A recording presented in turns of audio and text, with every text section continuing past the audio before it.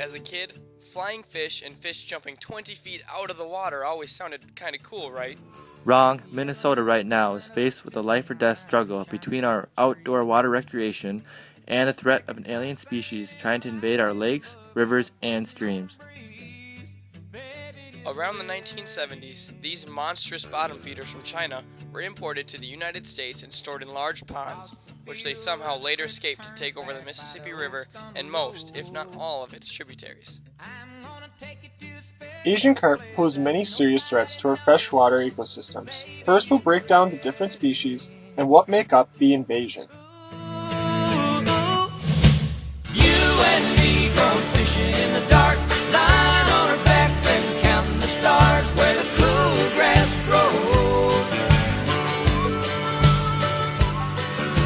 Down by the river. Hypothalamicatus nobilis, or the bighead carp, were imported in 1972 by a private fish farmer in Arkansas who thought that bringing the species in would improve the water quality and the lives of the fish he farmed.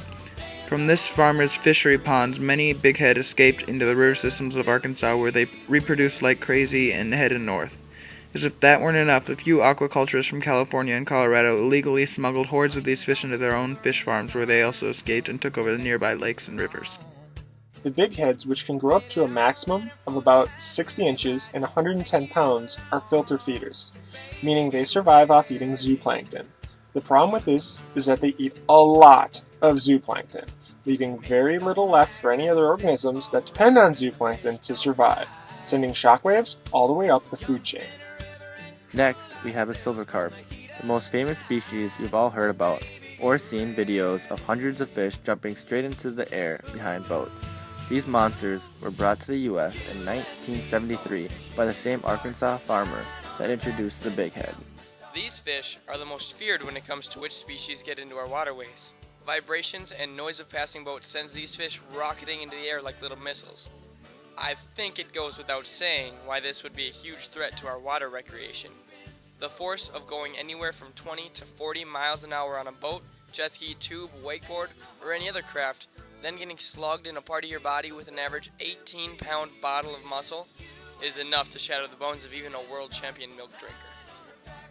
So basically, these little cannonballs have already been recorded as far north as Pool 6 of the Mississippi River and have been found more and more frequently in the past few years.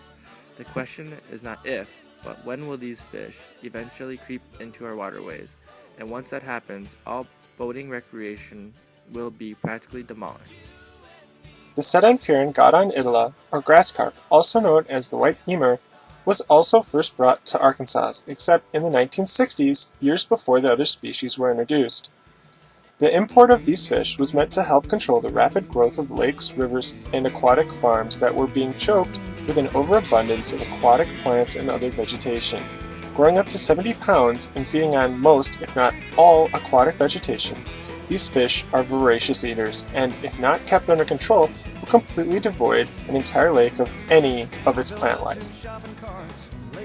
So far, no grass carp have been recorded caught in any of Minnesota's bodies of water, but the threat of invasion is still there because they're getting mighty close. Along with the impact of destroying plant life and all of our native species depend on, the grass carp is also notorious for raising phosphorus levels in water, which can lead to very large and dangerous algal blooms.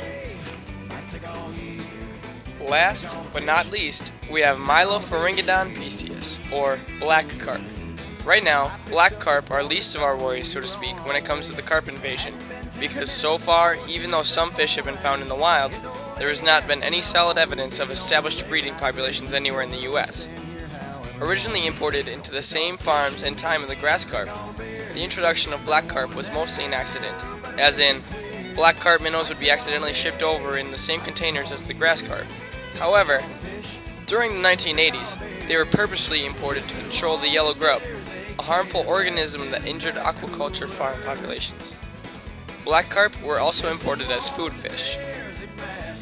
So all in all, these four species of fish have major potential to do a lot of damage. First off, we've discovered already that they're quite proficient at destroying most, if not all, types of ecosystems our native fish survive on.